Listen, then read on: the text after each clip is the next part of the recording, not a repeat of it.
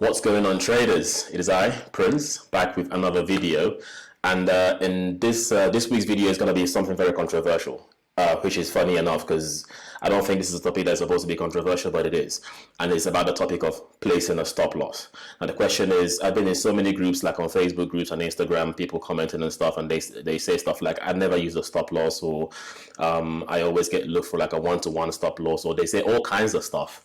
But the main question that I usually see is people asking, should I or should I not be using a stop loss when I place a trade? Because anytime you place a trade, you have a bias that you are supposedly right? And the short answer, for me personally anyways, would be absolutely yes. You should be using a stop loss. Not because you don't believe in your trade, but because sometimes in a trade you're wrong. And when I say sometimes, I mean all the time. So in this video, my goal is to show you how I place my stop loss, or why you should be placing a stop loss, how I place my stop loss, and one fundamental flaw that everyone makes when they're placing a stop loss. For instance, you get into a trade, or you look at a trade on YouTube, or you look at a trade in your Instagram, or you look at a trade in a trading textbook, and it seems to be the perfect kind of trade that goes your way the whole time. I'm going to show you how trades go in real time, real trades taken by yours truly, and hopefully you can learn something. So I'm going to jump on the chart now. So I will see you guys in there. Roll the intro.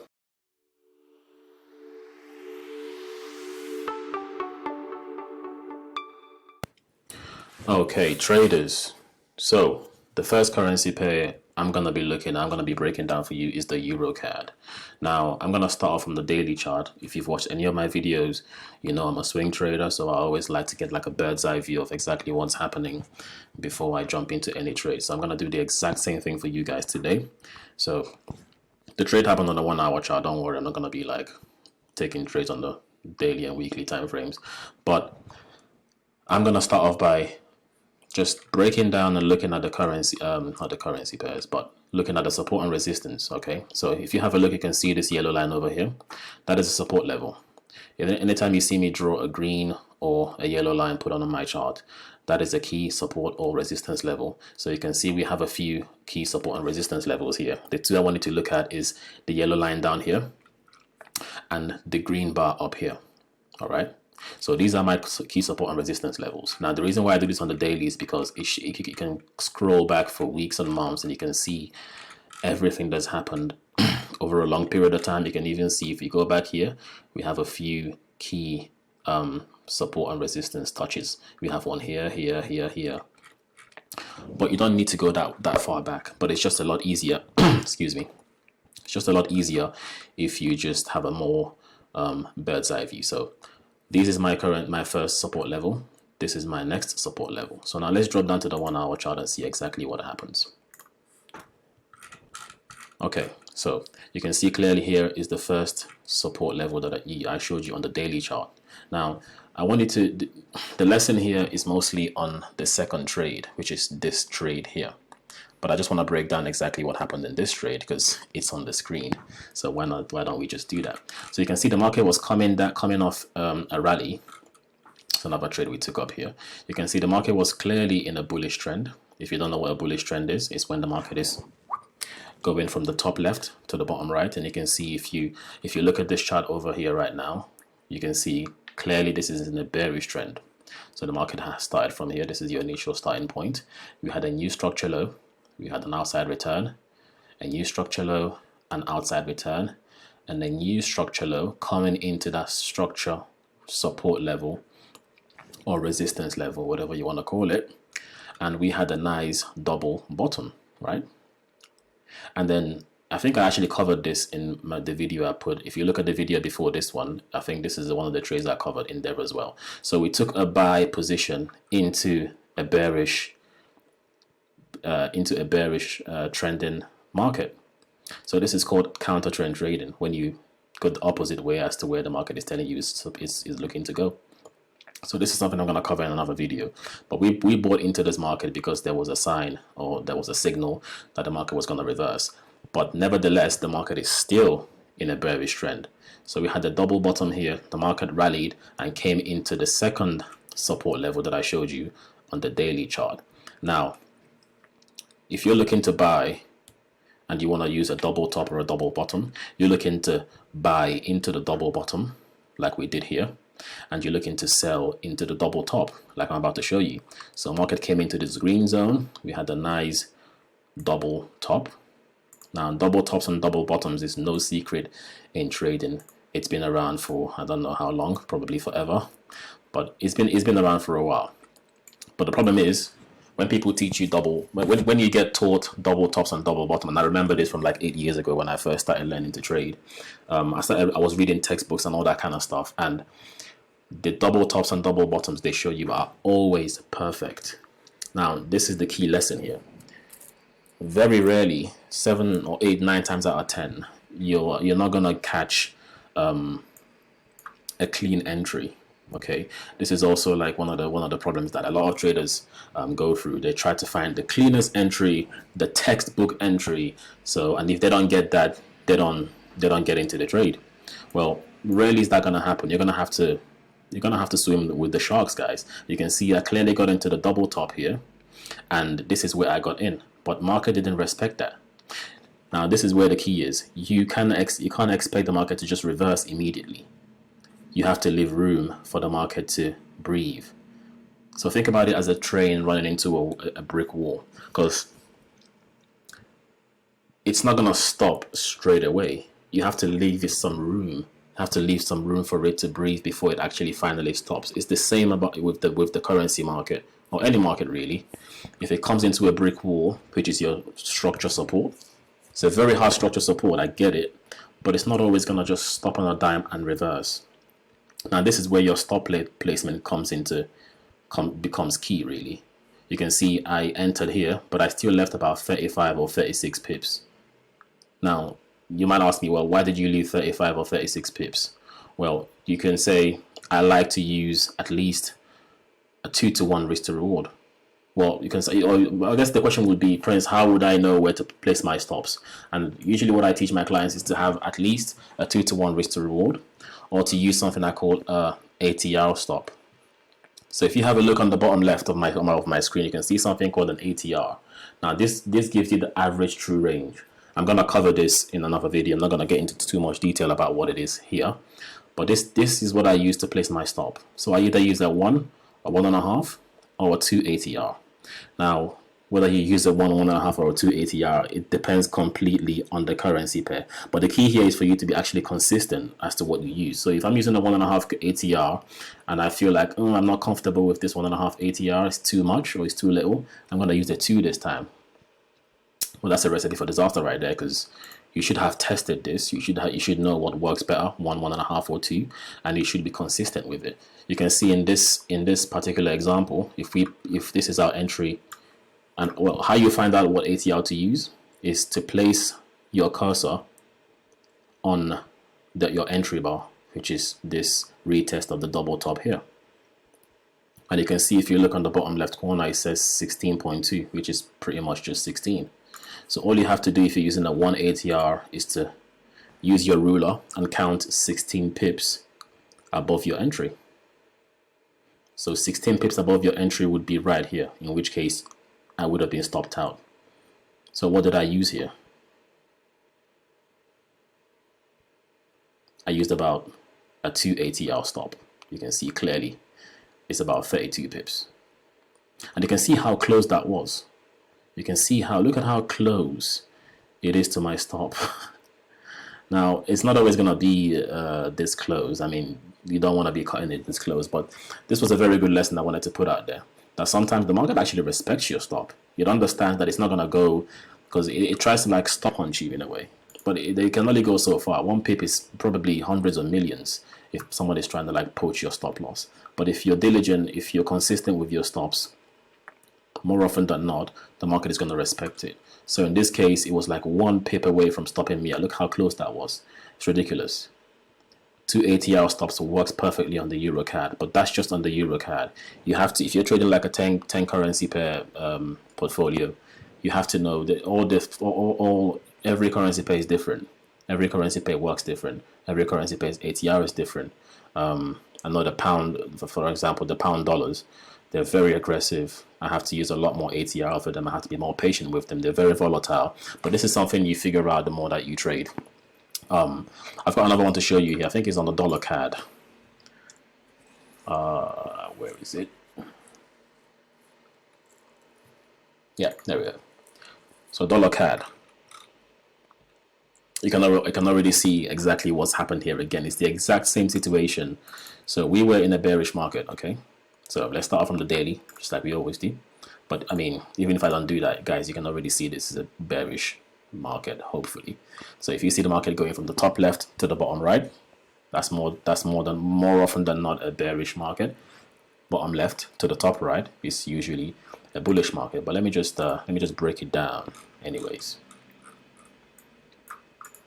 So okay, there we go. Cool. Again, look at that. Top left all the way down. Bearish, very clean. Won't always be this clean, but again, you have to swim with the sharks sometimes. You just have to go with the flow. Sometimes you see like really messy charts. It's not always this clean, but I like to give you a little bit of a clean one so you can actually see clearly what I'm talking about. So the market came down, new structure low, outside return, low, outside return, low, outside return, coming into this previous market structure. You can see if we go back, you can see there was a test here. There's a bit of a test here, a test here, and a test here. Let's go back a bit more. This is a bit high, but we're not going to consider this one. But this is still clearly a significant structure zone, right? So market came into the, well, this is where you ask yourself, well, how do I get into this trade? You can use a double top, you can use a pin bar. You can see the market tested this area multiple times. You have 1, 2, 3, 4, 5, 6, 7, 8, 9, 10, 11, 12, 13, 14, 15 wicks have tested this and got rejected each time. So this is the market just telling you, just sell, sell, sell, sell, sell, sell. I mean, you have to be able to read these candle charts, boys and girls. So there was a test here. Market was overbought. You know, I use RSIs. If you have a look at the bottom left, you can see the market is currently oversold, currently overbought, and there was a lower close candle right there. So that was my entry reason, and I got in right here. But again, as you can see, the market completely ignored me because I don't own the foreign exchange market. It doesn't give a shit about the reason why I got into the trade. It just cares to do whatever it wants to do when it wants to do it. All I have to do is just be patient and wait for it to do its thing. So 15 hours later, after multiple retests and wicks and getting rejections and almost being stopped out, again, look at this. I mean, I'm gonna put the screenshots of these trades so you see I'm not just making this shit up. You came this like one pip close to my stop, and then finally gave up. Now this will test your patience, guys. I can't tell you how many times. Think about getting into a trade here, putting some money on the table, and then having to just sit there for like a day. Let me just have a look at how long this took to actually start to reverse. So 16 hours, or 17 hours. Ridiculous. 17 hours just sitting and waiting. But, you know, this sitting and waiting is where traders are made. This sitting and waiting is where, you know, the men are separated from the boys. Okay, so if you're able to build the patience and the mental fortitude to actually sit through and almost get stopped out, and then market having to reverse on you and all that kind of stuff. Look, even when we finally got reversed, market came close to my target and reversed back up into the red again. So now I'm like a day and a half in, and I'm not even in the green yet. I'm not even making money off this trade. So this is why I love swing trading. You get a lot of time to get into the trade, which you can see we had like 15 hours of grace to get into the trade at any point. But again, you pay the price by just having to sit there. But it's not really a price because it trains you. It trains you to be able to withstand that instant gratification, like most day traders have. Most day traders, they get into the market, they're looking for something to happen. You know, and if nothing happens, they make something happen by making stupid mistakes and then losing money. They'd rather lose money and have something happen, you know, spike their dopamine, than actually having to sit there and do nothing. Okay, when was the last time you just sat in your room and did nothing all day? It's fucking hard. You'd rather do something, go do something destructive, go smoke a joint, drink some, have some, alcohol, or watch TV. It's the same kind of principle when it comes to trading. Trading is a highly, highly addictive, highly dopamine spiking activity, and I never really realized this until I started talking to people, and I opened my business, and I saw the kind of mistakes people were making.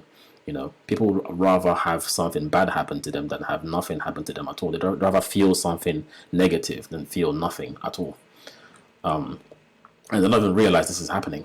So yeah, I mean, most people at this point, they'll be like, "Nah, I can't take this pain anymore." They get stopped out, or they probably they might survive the first phase, and then when it comes back into the red again, this is where they quit. So they take like a minus 18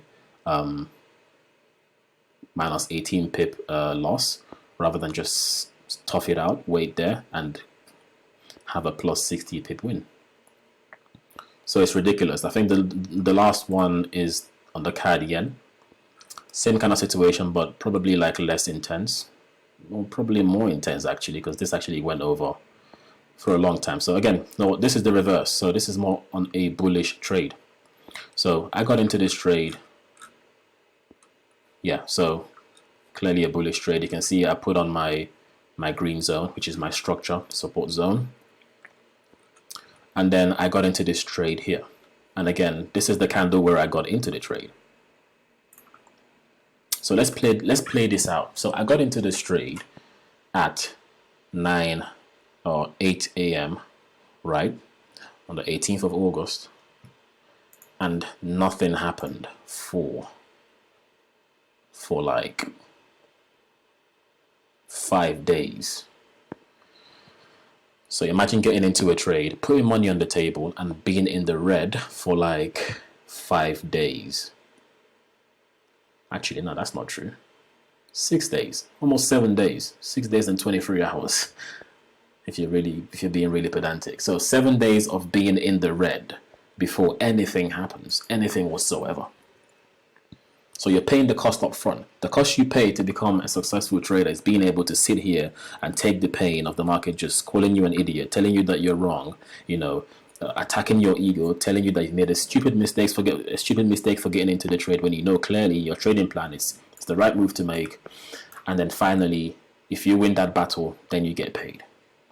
So I got into this trade right here. Market immediately reversed into the red, got very close to my stop loss, teased me back and forth, green for a little bit and then red, green for a little bit and then red. This is days, this is a whole week. I'm just watching this, and then finally we got reversed and got paid. So this trade from start to finish lasted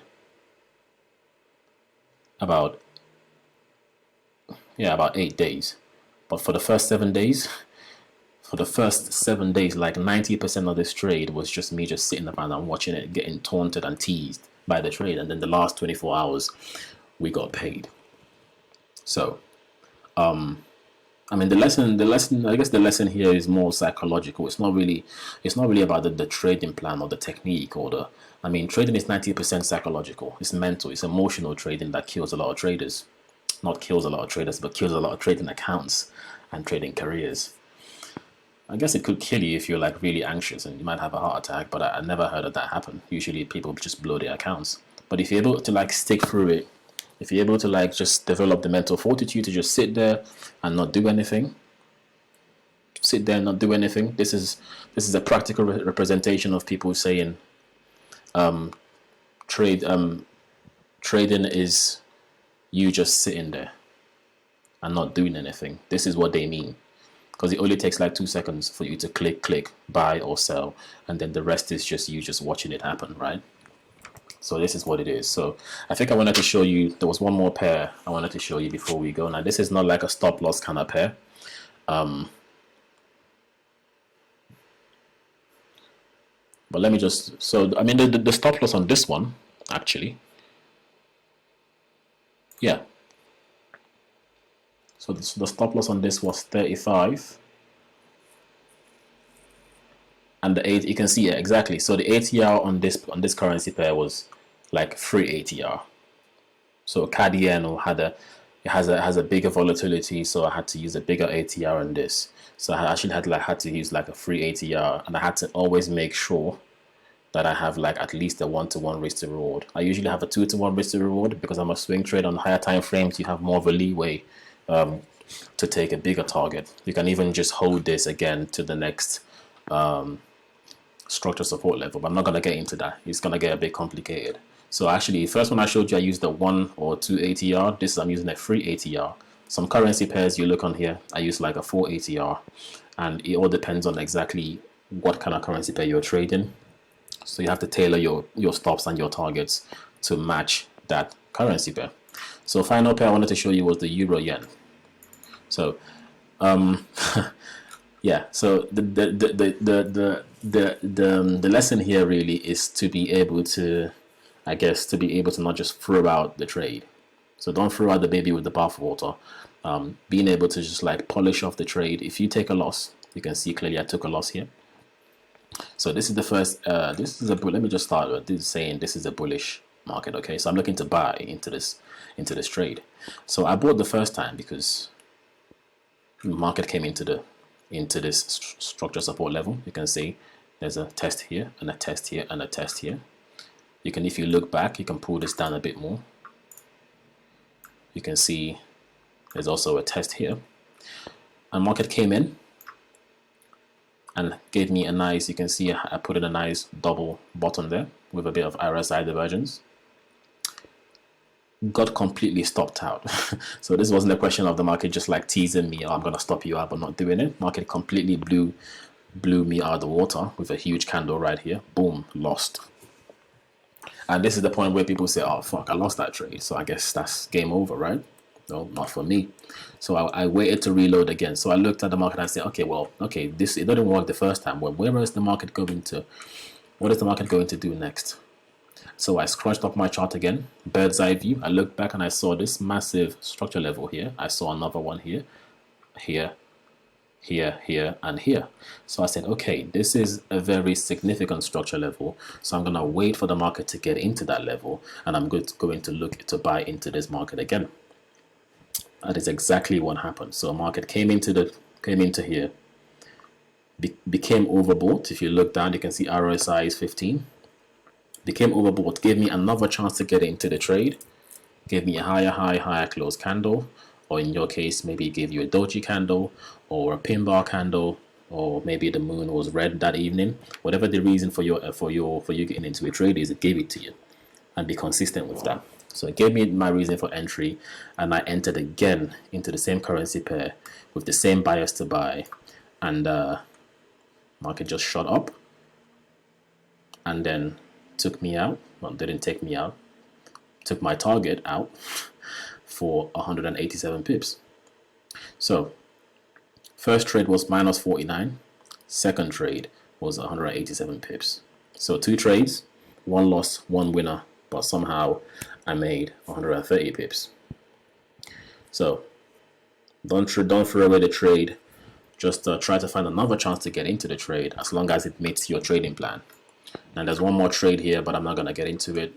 I'm just going to wait for this to mature, and then I will be teaching you the lessons that goes in there as well. So guys, that is the last currency pair that I was looking to show you guys today. If you got any questions, of course, just drop it into the comment below, like and subscribe and share, and I will see you guys in the next video. Peace.